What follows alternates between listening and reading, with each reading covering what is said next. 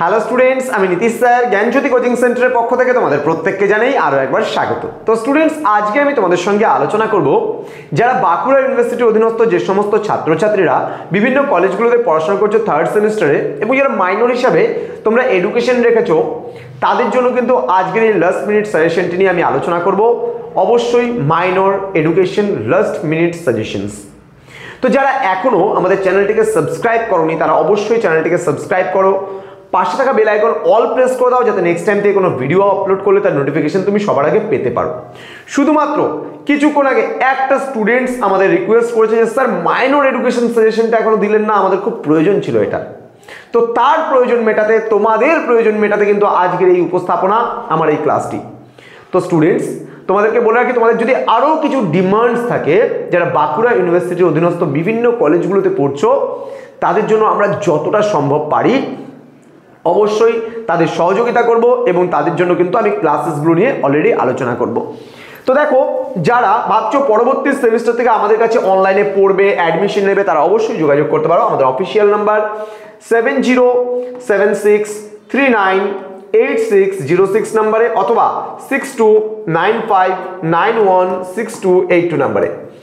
তো তোমাদের বাঁকুড়া ইউনিভার্সিটির অধীনস্থ যে সমস্ত ছাত্রছাত্রীরা রয়েছে তাদের জন্য পুরো কোর্স ফি পরবর্তী সেমিস্টারে মাত্র 499 রুপিস। তো দেরি কিসের, আজই যোগাযোগ করতে পারো আমাদের সঙ্গে যুক্ত হতে চাইলে। তোমাদের মাইনর এডুকেশনের সর্বমোট 4টা টপিক রয়েছে। কোন কোন প্রশ্নগুলো এই শেষ মুহূর্তে দেখে যাবে একটু বলে দিচ্ছি, 10-5 মিলিয়ে বলছি, ওর মধ্যে থেকে 2-এরগুলো হয়ে যাবে। দেখো, প্রথম প্রশ্ন কিন্তু তোমাদের যেটা রয়েছে সেটা শিক্ষাশ্রয়ী সমাজবিজ্ঞান বলতে কি বোঝো। ফার্স্ট প্রশ্ন, শিক্ষাশ্রয়ী সমাজবিজ্ঞান বলতে কি বোঝো, তোমরা লিখে নিতে পারো প্রশ্নগুলো। পরবর্তী প্রশ্ন, শিক্ষা ও সমাজতত্ত্বের মধ্যে ডিফারেন্স কি রয়েছে বা পার্থক্য কি রয়েছে, এই প্রশ্নটা 5-এর জন্য কিন্তু খুব গুরুত্বপূর্ণ। এখানে তোমরা শিক্ষা বলতে কি বোঝো, সমাজতত্ত্ব বলতে কি বোঝো, 2 নম্বরে করে কিন্তু এখানে অবশ্যই পড়ে রাখবে। পরবর্তী প্রশ্ন 10 নম্বরের জন্য যেই প্রশ্নটা তোমরা পড়বে, শিক্ষামূলক সমাজবিজ্ঞান নিয়ে আলোচনা করো, শিক্ষা ও সমাজতত্ত্বের মধ্যে সম্পর্ক কি, এই নিয়ে বিস্তারিত আলোচনা করো। প্রথম ইউনিট থেকে 10 নম্বরের জন্য খুবই গুরুত্বপূর্ণ এই প্রশ্নটা। পরবর্তী প্রশ্ন, শিক্ষাশ্রয়ী সমাজবিজ্ঞান এবং শিক্ষা সমাজবিজ্ঞানের পরিধি আলোচনা করো। এই প্রশ্নটাও কিন্তু তোমাদের 5 এবং 10-এর জন্য উভয় নাম্বারের জন্য কিন্তু খুব গুরুত্বপূর্ণ প্রশ্ন। পরবর্তী প্রশ্ন, শিক্ষাশ্রয়ী সমাজবিজ্ঞান কাকে বলে, শিক্ষাশ্রয়ী সমাজবিজ্ঞান এবং শিক্ষা সমাজবিজ্ঞানের প্রকৃতি নিয়ে আলোচনা করো, খুব গুরুত্বপূর্ণ প্রশ্ন। পরবর্তী প্রশ্ন, শিক্ষাশ্রয়ী সমাজবিজ্ঞানের পরিধি আলোচনা করো, এটাও কিন্তু 5 নম্বরের জন্য তোমরা খুব ভালো করে এই প্রশ্নের উত্তরটা পড়বে। এই কয়েকটা প্রশ্ন শুধুমাত্র তোমরা পড়বে ইউনিট নাম্বার 1 থেকে। এবার চলে আসবো আমরা ইউনিট নাম্বার 2 থেকে। খুব একটা বেশি প্রশ্ন আমি দেবো না, মাত্র 3 থেকে 4টে প্রশ্ন আমি দেবো ইউনিট নাম্বার 2 থেকে। প্রথম যে প্রশ্নটা, সংস্কৃতির পশ্চাৎবর্তিতা বলতে কি বোঝো, সংস্কৃতির পশ্চাৎবর্তিতার কারণগুলি আলোচনা করো। সংস্কৃতির পশ্চাৎবর্তিতা কি, এটা 2 নম্বরের জন্য আসতে পারে এবং সংস্কৃতির পশ্চাৎবর্তিতার কারণে যে প্রশ্নটা আছে এটা কিন্তু তোমাদের 10 নম্বরের জন্য খুব গুরুত্বপূর্ণ প্রশ্ন। ওকে, নেক্সট যে প্রশ্নটা থাকবে তোমাদের, সংস্কৃতি বলতে কি বোঝো, 2 নম্বরের জন্য পড়বে।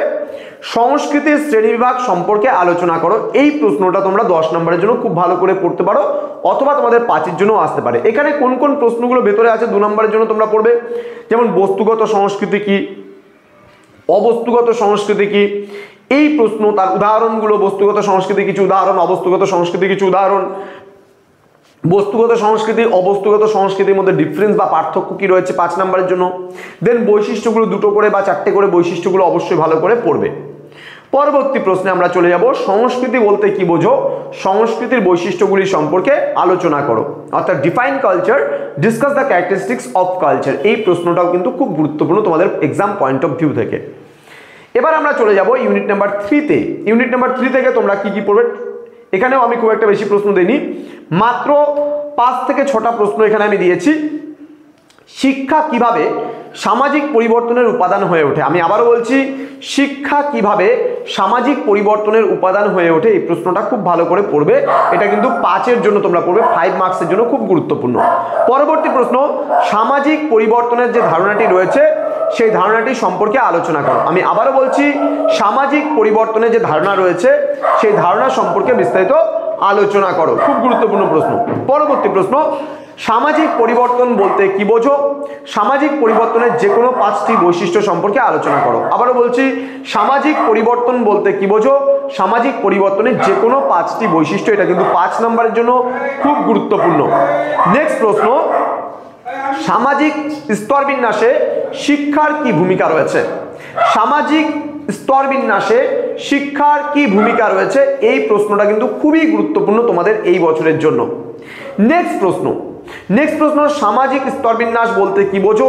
সামাজিক স্তর বিন্যাসের বৈশিষ্ট্যগুলি সম্পর্কে আলোচনা করো। নেক্সট প্রশ্ন যেটা রয়েছে, সামাজিক স্তর বিন্যাস বলতে কি বোঝো? সামাজিক স্তর বিন্যাসের শ্রেণী বিন্যাস আলোচনা করো বা শ্রেণীবিভাগ আলোচনা করো। এখানে তোমাদের মনে করো জাতি কি আসতে পারে, শ্রেণী কি আসতে পারে, এই সমস্ত প্রশ্নগুলো। দাসত্ব বলতে কি বোঝো? এই ধরনের প্রশ্নগুলো কিন্তু এখান থেকে তোমাদের 2 নম্বরের জন্য আসতে পারে। Next unit number 4, unit number 4 থেকে তোমাদের যেটা রয়েছে দারিদ্র, যেটাকে আমরা পভার্টি বলছি, এবং আরেকটা টপিক রয়েছে সেটা হচ্ছে তোমাদের এখানে এক সেকেন্ড আর বেকারত্ব, যেটা আনএমপ্লয়মেন্ট বলছি। এই দুটো প্রশ্নই কিন্তু খুব গুরুত্বপূর্ণ। দেখো, দারিদ্র্যের সংজ্ঞা দাও, দারিদ্র্য দূরীকরণে শিক্ষার কি ভূমিকা রয়েছে? এই প্রশ্নটা খুব ভালো করে পড়বা, এটা কিন্তু 10-এর জন্য আসার সম্ভাবনা তোমাদের প্রবল রয়েছে। দেন দারিদ্রতা কি, দারিদ্রতার যে কারণগুলো রয়েছে সেই কারণগুলো সম্পর্কে আলোচনা করো। এটাও খুব গুরুত্বপূর্ণ প্রশ্ন 10 নম্বরের জন্য। পরবর্তী প্রশ্ন, বেকারত্ব বলতে কি বোঝো? বেকারত্ব দূরীকরণে শিক্ষার কি ভূমিকা রয়েছে? পরবর্তী প্রশ্ন, বেকারত্ব বলতে কি বোঝো? ভারতে বেকারত্বের কয়েকটি কারণ উল্লেখ করো। এটা যেমন 5-এও আসতে পারে, আবার তোমাদের কিন্তু এটা 10-এও আসতে পারে এই প্রশ্নটা, বা বেকারত্ব কাকে বলে এটা 2 নম্বরের জন্য আসতে পারে। পরবর্তী প্রশ্ন, ভারতের জনসংখ্যা বৃদ্ধির কারণগুলি সম্পর্কে আলোচনা করো। এই প্রশ্নটাও কিন্তু খুব গুরুত্বপূর্ণ। তো স্টুডেন্টস, আজকের যে আলোচনার বিষয়, তোমাদের মাইনর এডুকেশন যে লাস্ট মিনিট সাজেশনস আমি বলে দিলাম, তোমাদের কোন কোন প্রশ্নগুলো একদম শেষ মুহূর্তে পড়ে যেতে হবে খুব ভালোভাবে। এই প্রশ্নগুলো তোমরা পড়ে যাও, আগামী কালকে তোমাদের পরীক্ষা, প্রত্যেককে পরীক্ষার জন্য all the best. Thank you so much students, thanks for watching after all, thank you.